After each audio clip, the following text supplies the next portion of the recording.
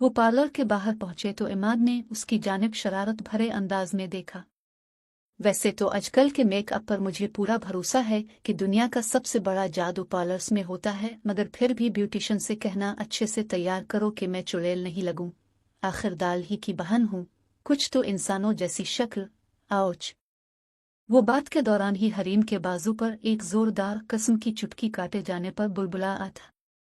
तुमसे तो ज्यादा अच्छी लगूं कि चमार कहीं के, शक्ल देखो अपनी। मुझे तो डर है अस्मा के खानदान वाले दलाल देख कर ये ना कह दे ये दुल्हा वाकई इंसान है या किसी ने डिडो सीधा किया। हरीम ने बेग उठाते खिलखिलाकर हंसते अपना पूरा पूरा बदला लिया। इमाद इससे घोर कर रह गया तो वो उसे छोटी सी नाक चढ़ाने लगी। इमाद ने वही नाक पकड़कर खींच थी। हरीम की आंखों में बेइख्तियार आंसू आए थे कि नाक में मौजूद गोल्ड की छोटी सी नौजैन बुरी तरह नाक के अंदर चुभ गई थी। वो नाक को पकड़कर दोहरी हुई। इसके आंसू देखकर इमाद तड़पा। क्या हो अलिफ हरीम, मैं तो मजाक कर रहा था, इधर मुझे दिखाओ। इमाद ने इसका हाथ पीछे हटाना चाहा। मैं ठीक हूं भैया, इसने आहिस्तगी से कहा। भाई की जान, भाई की छोटी सी गुड़िया, अल्लाह ताला करे तुम्हें जिंदगी में कभी कोई आंच तक ना आए। आमीन। भाई तुम पर कभी आंच भी नहीं आने देगा। इमाद ने इसे अपने साथ लगाया और इसके सर पर हाथ रखा।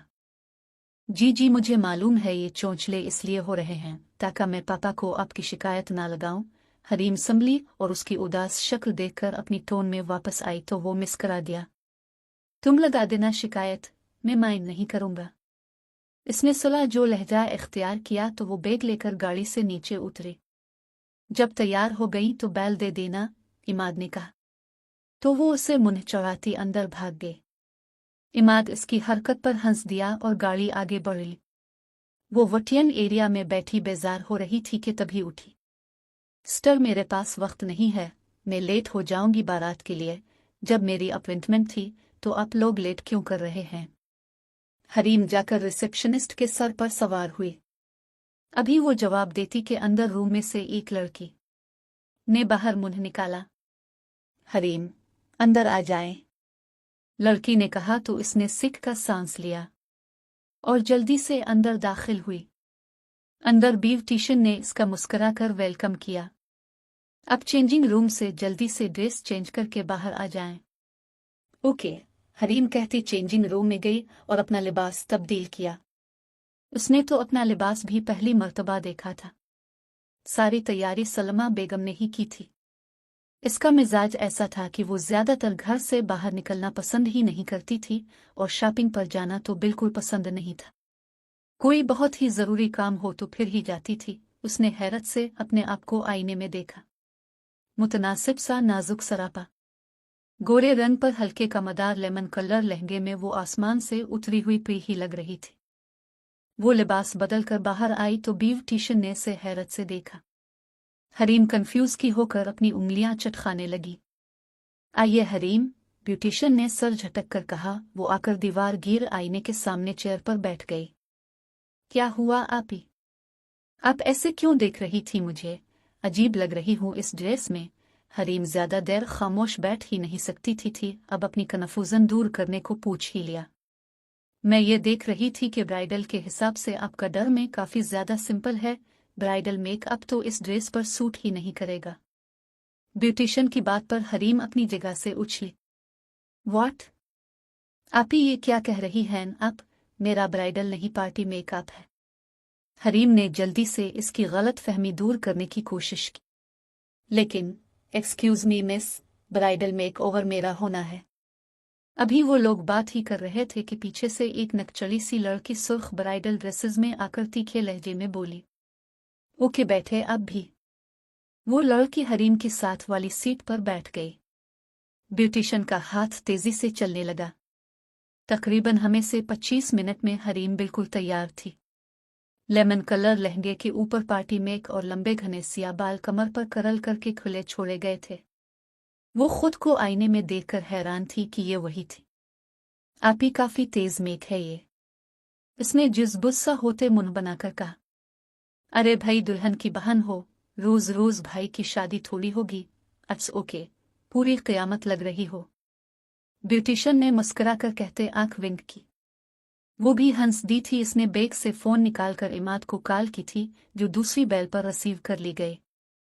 हाँ, मैं रास्ते में हूँ, बस पहुंच ही रहा हूँ हरीम। पीछे ट्रैफिक के शोर में से इमाद ने बुलंद आवाज करके उसे बताया। ओके ओके, आराम से आओ, हरीम ने कहा और फोन रख दिया। उधर इमाद ने फोन रखा एंड इसी वक्त गाड़ी हिचकोले से खाती अपनी जगह पर जाम हो चुकी थी। क्या मुसीबत है, उसने सटियर नग पर हाथ मारा।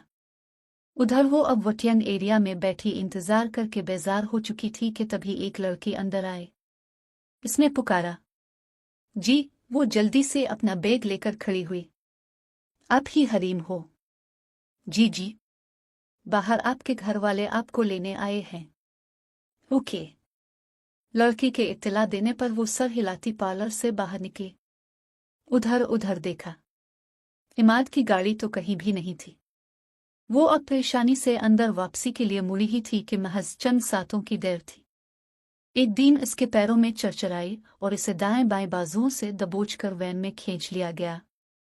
इन लोगों ने हरीम के मुंह से चीख निकलने का मौका तक नहीं दिया था जब एक मोटा कपड़ा रखकर उसकी चीख का गिलदबाद आ गया। गली में इस वक्त कोई भी बंदा मौजूद नहीं था। दीन हो उससे बातें करती अपने पीछे धूल उड़ाती देखते ही देखते वहां से ओझल हो गई। हरीम की हर मुजाहमत दम तोड़ रही थी। वो जाने कौन लोग थे, बेतहाशा जालिम और बेहिस, जो उसे बुरी तरह दबोच कर बैठे थे। उसने खुद को छुड़ाने को हाथ पीर चलाया, मगर इन लोगों ने इसके कमर पर हाथ बांध कर मुंह पर टेप लगा दी। उसे सीट के नीचे फेंक कर ऊपर कपड़ा डाल दिया गया था। हरीम के आंसू इसके बालों में जज्ब होते रहे। लाख कोशिश करने के बावजूद कोई ऐसा कसूर याद ही नहीं आया जिसकी पादाश में इसे इतनी भयानक सजा मिल रही थी। ये आधे घंटे का सफर बेतहाशा जानलेवा था। पिल पिल अजियत में डूबा। काश आज वो पार्लर जाने के लिए निकली ही ना होती। आम दिनों की तरह आज भी वो बोल देती कि उसे घर ही तैयार होना, कहीं नहीं जाना, मगर अब जाने कुन के चुंगल में फंस गई थी। खौफ व दहशत के मारे हरीम का दिल बंद होने को था। वो लोग खामोश थे, आपस में कोई बात नहीं कर रहे थे कि हरीम समझ पाती कि उसे क्यों और किस मकसद से अगवा किया गया। इन लोगों ने दोबारा अड्डे हाथ भी नहीं लगाया था, ना आपस में कोई मुहाफिज बात की थी। उनके मकरदाल अजाइम मालूम हो जाते। हरीम दिल ही दिल में आयत अल कुर्सी की वर्द किए गए। गाड़ी एक झटके से कहीं रुकी तो इसका दिल उछलकर हल्क में आया था। आ अल्लाह रहम, आ अल्लाह मदद फरमा। लूहे से बे-इख्तियार ही अदा हुआ। वो बेतहाशार उदी। रफीक ने गाड़ी से उतरकर गार्ड जो वहां से जाने का इशारा किया तो वो सब वहां से चले गए। अब रफीक ने इसे बाज वसी घसीट कर गाड़ी से बाहर निकाला और हवेली के अंदर की तरफ बढ़ा। हरीम के ऊपर वो लोग सिया कपड़ा डाले उसे कहीं घिसट कर ले जा रहे थे। वो एक शख्स था जो उसे बाजू से घसीट कर कहीं ले जा रहा था। हरीम के टेप लगे मुंह से दबी दबी चैख बरामद होने लगी। वो बुरी तरह मचलती रही, मगर रफीक रुका नहीं। हवेली के खामोश दहशतजदा से लाउनीद से गुजरकर वो इसे लेकर सीढ़ियां चढ़ने लगा। सीढ़ियां चढ़कर दूसरी मंजिल के चौथे कमरे तक आया। दरवाज खोलकर उसे अंदर धकेला और खुद दरवाजा लिख करके उन्हें पैरों वापसी के लिए मुड़ गया। हरीम इस सर्द से कमरे के दबीज कारपेट पर गिरी थी। सिया कपड़ा सरक कर दूर जा गिरा। वो तड़प कर सीधी हुई। कमरा काफी आलीशान था और इसमें मिलगजासा अंध तीर था, मगर वो यहाँ क्यों थी ये चीज सोच सोच कर वो पागल हो गई थी। इसने काफी हाथ पीर चलाए मगर अपने बाजवा से मजबूत रस्सी से आजाद न करवा सकी।